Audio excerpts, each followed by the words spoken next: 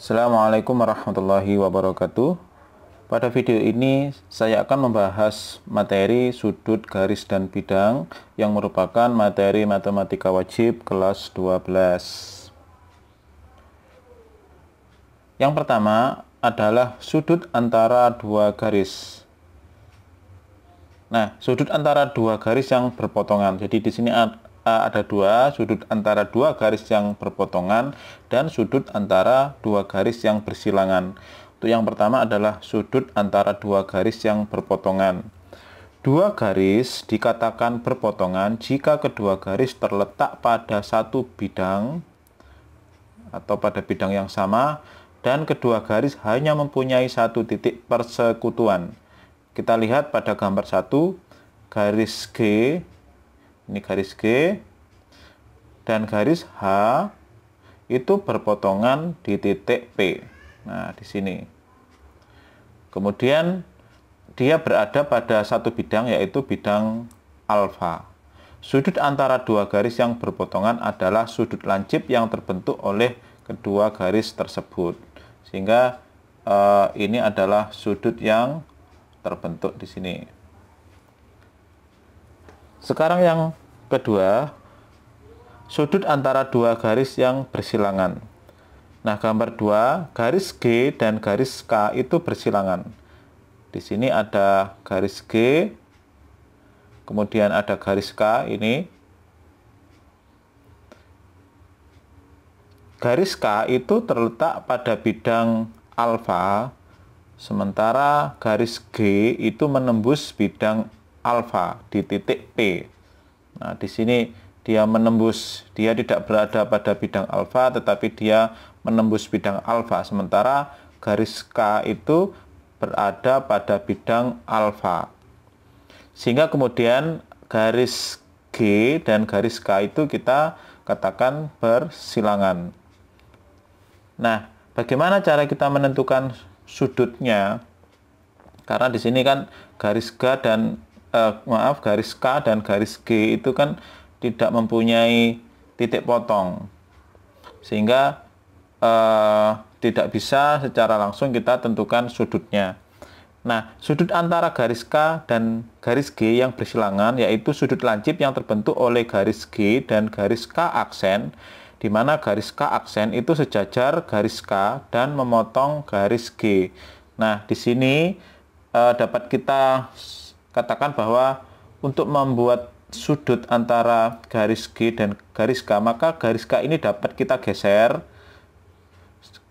sehingga kemudian dia memotong garis G dan bertemu di titik P. Nah, garis K itu harus sejajar dengan garis K aksen. K aksen ini akhirnya memotong garis G di titik P, sehingga kemudian dapat kita tentukan sudutnya seperti ini. Nah, ini adalah sudut yang terbentuk. Berikutnya adalah sudut antara garis dan bidang. Sebuah garis yang memotong atau menembus bidang, maka terdapat ukuran sudut yang terbentuk antara garis dan bidang tersebut. Pada gambar 3, garis G menembus bidang alfa di titik P. Sudut antara garis dan bidang itu dapat ditentukan dengan cara sebagai berikut. Kita lihat di sini ada garis G itu menembus bidang alfa di titik P. Ini semula awalnya. Nah, bagaimana cara menentukan sudutnya? Yang pertama, pilih titik E yang terletak pada garis G. Nah, kita ambil sembarang titik, misalkan di sini titik E, kita namakan titik E. Itu terletak pada garis G. Kemudian proyeksikan titik P dan titik E pada bidang alfa. Nah, E ini kita proyeksikan pada bidang alfa, hasil proyeksinya adalah titik F, seperti itu. Kemudian besar sudut EPF, EPF itu disebut sebagai ukuran sudut antara garis G dan bidang alfa. Jadi kita proyeksikan terlebih dahulu sehingga hasil proyeksinya itu berada pada bidang alfa. Selanjutnya adalah garis antara dua bidang. Nah, ini maaf, Ada yang double di sini. Nah, kita perhatikan ada 3 gambar di sini, yaitu gambar A, B, C. Bidang alfa dan bidang beta berpotongan pada garis G. Jadi semula ini ada bidang alfa, kemudian ada bidang beta, di sini berpotongan pada garis G. Nah, ini adalah hasil perpotongannya yang berupa garis, atau kita sebut juga sebagai garis alfa, beta.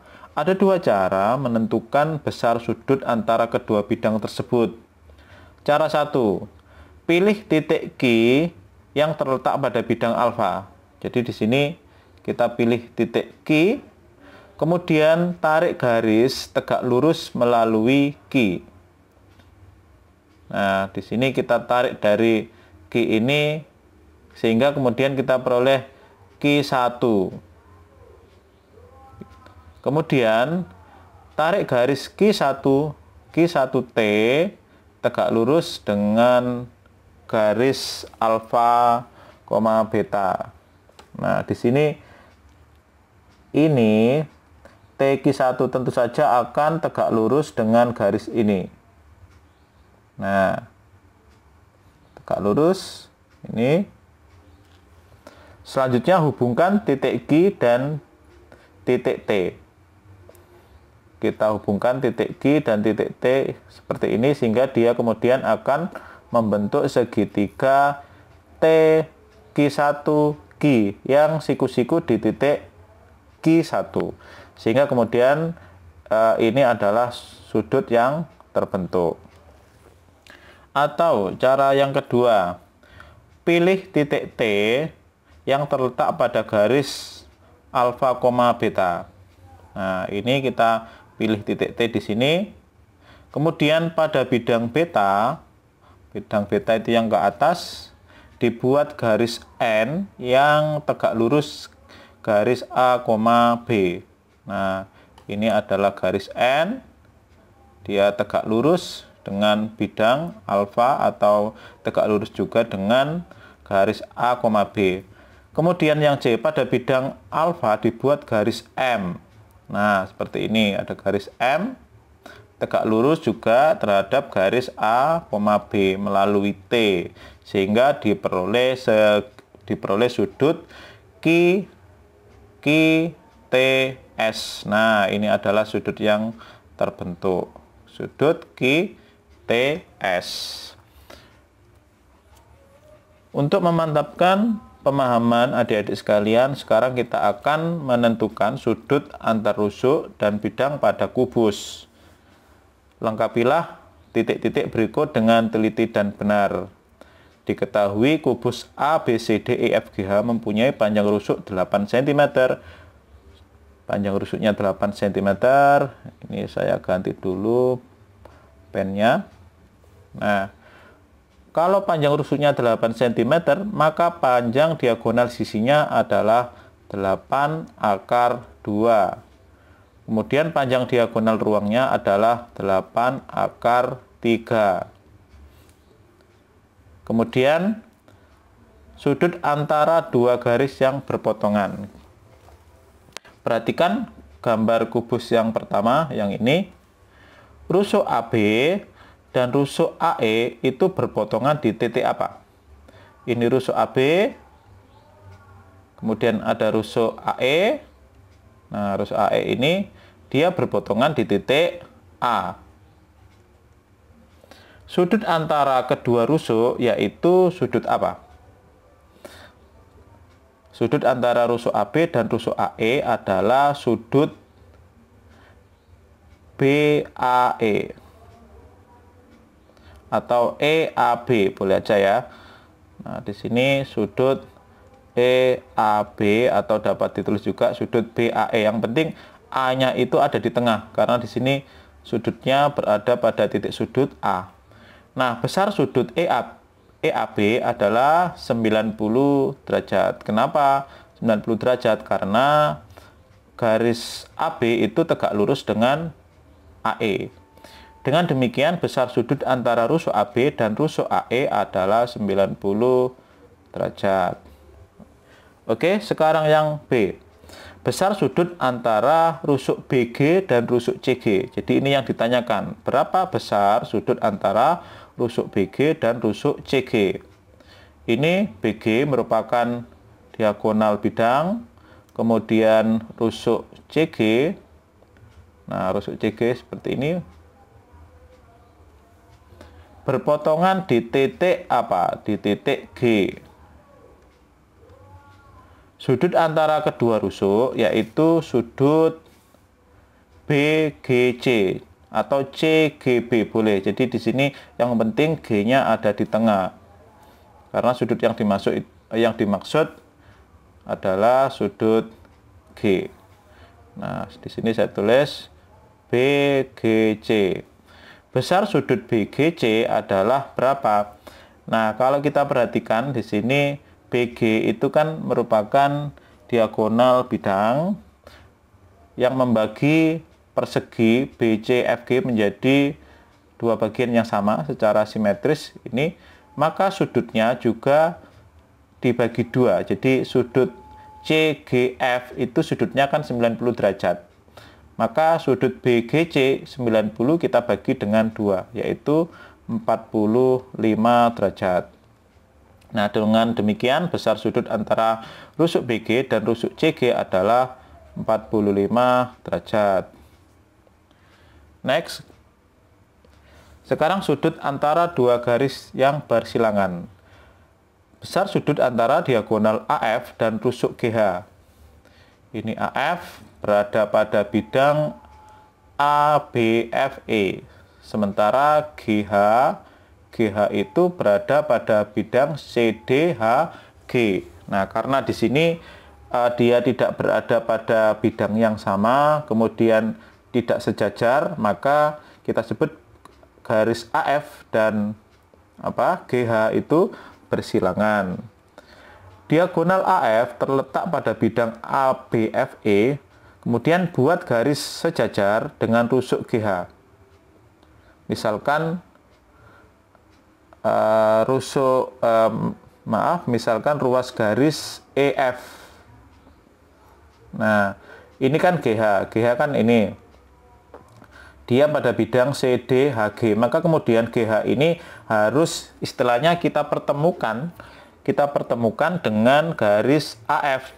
Nah, cara mempertemukannya bagaimana? Kita geser saja atau kita cari garis yang sejajar dengan GH. Nah, yang sejajar dengan GH adalah FE. Sehingga kemudian akan terbentuk sudut antara AF dan FE. Ruas garis AF dan EF atau FE berpotongan di titik F. Nah, sudut antara diagonal AF dan rusuk GH adalah yaitu menjadi sudut AFE. Jadi F-nya ada di tengah, AFE. Besar sudut AFE ini sama seperti tadi. AF ini merupakan diagonal bidang, maka besar sudutnya adalah 90 dibagi 2, yaitu 45 derajat. Dengan demikian besar sudut antara diagonal AF dan rusuk GH adalah 45 derajat. Kemudian yang B, besar sudut antara diagonal EG dan diagonal BD.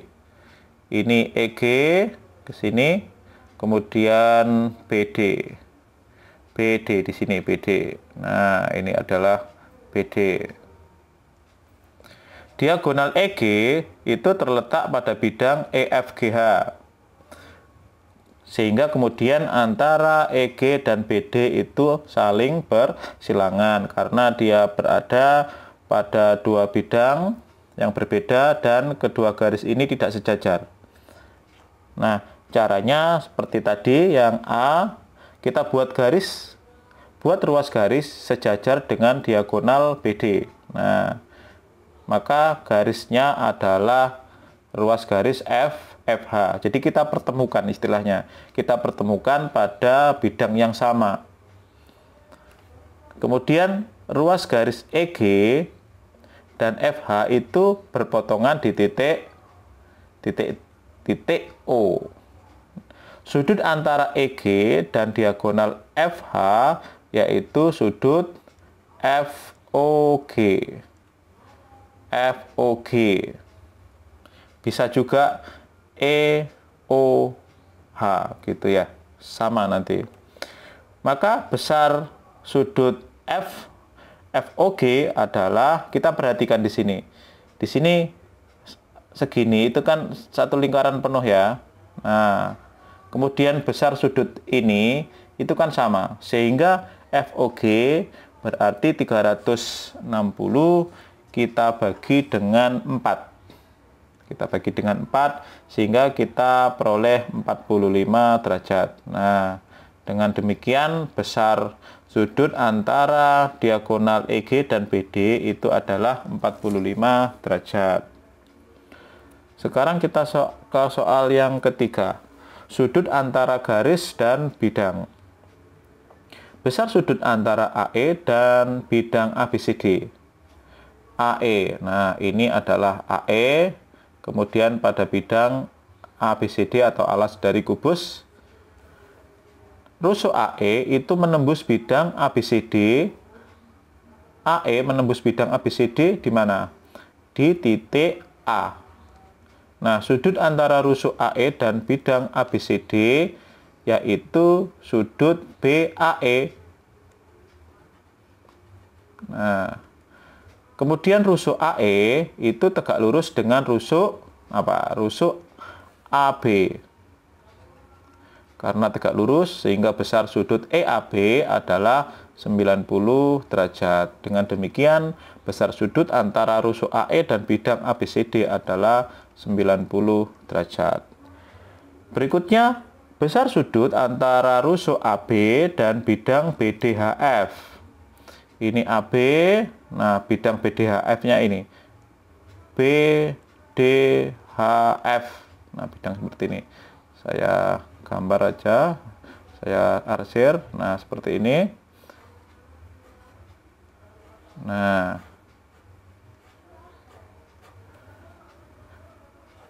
rusuk AB dan bidang BDHF itu apa? Di titik AB dan bidang BDHF itu berpotongan ya, berpotongan di titik B.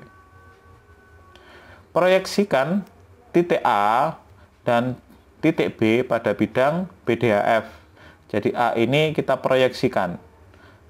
Kita buat garis yang dari titik A atau ditarik dari titik A yang tegak lurus dengan bidang BDHF. Jadi cara membuat proyeksi, cara memproyeksikan titik A terhadap bidang BDHF itu adalah dengan cara kita membuat garis dari titik sudut A kemudian tegak lurus dengan BDHF. Nah, garisnya adalah AO. AO ini tegak lurus dengan bidang BDHF. Hasil proyeksi kedua titik yaitu untuk proyeksi titik A itu adalah O. Jadi A diproyeksikan dengan menjadi titik O.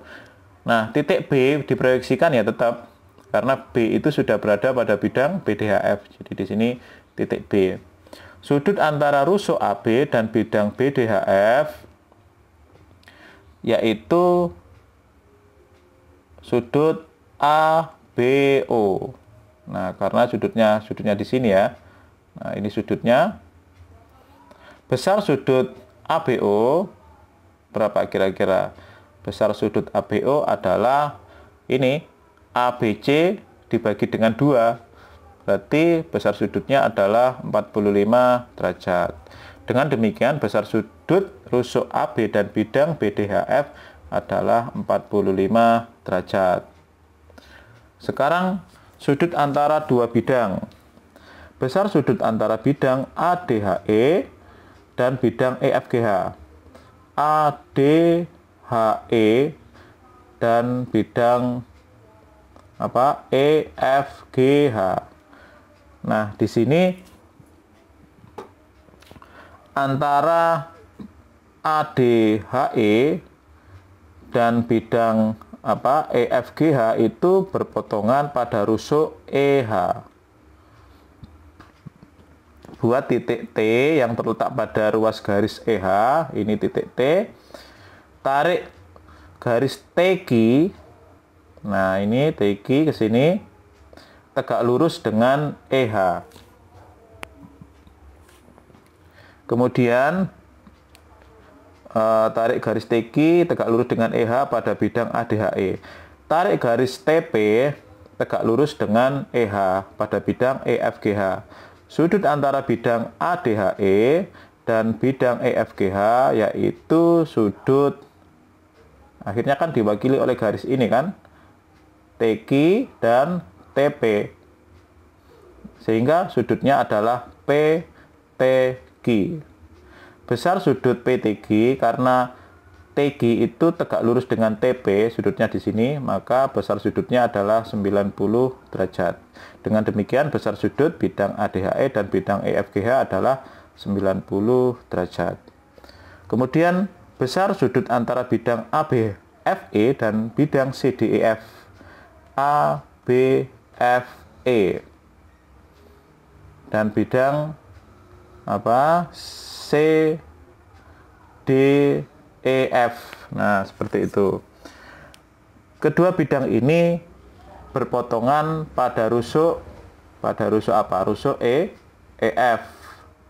Nah, ini perpotongan antara bidang ABFE dan EFCD gitu ya.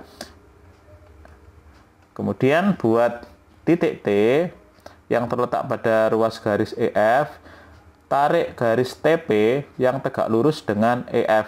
Jadi T ini kemudian kita buat titik P.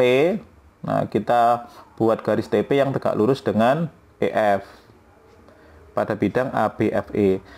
Tarik garis TQ. Nah, TQ ini berada pada bidang CDEF yang tegak lurus juga dengan EF pada bidang CDEF. Sudut antara ABFE dan bidang CDEF adalah sudut, ya, akhirnya di sini bidang ABFE ini diwakili oleh garis TP. Nah, bidang CDEF diwakili oleh garis TQ, seperti itu. Nah, seperti ini kan. Sehingga kemudian sudut antara bidang ABFE dan bidang CDEF adalah sudutnya ini. Nah, sudutnya ini yaitu sudut PTQ. Besar sudut PTQ adalah sama dengan besar sudut ini. Besar sudut BFC. Nah, sudut BFC berapa tadi? Adalah 90 dibagi 2. Berarti 45 derajat. Nah, dengan demikian besar sudut bidang ABFE dan bidang CDEF adalah 45 derajat. Oke adik-adik, sampai sini dulu. Kalau ada yang ditanyakan silahkan kalian tuliskan pada kolom komentar. Tetap semangat, saya akhiri. Assalamualaikum warahmatullahi wabarakatuh.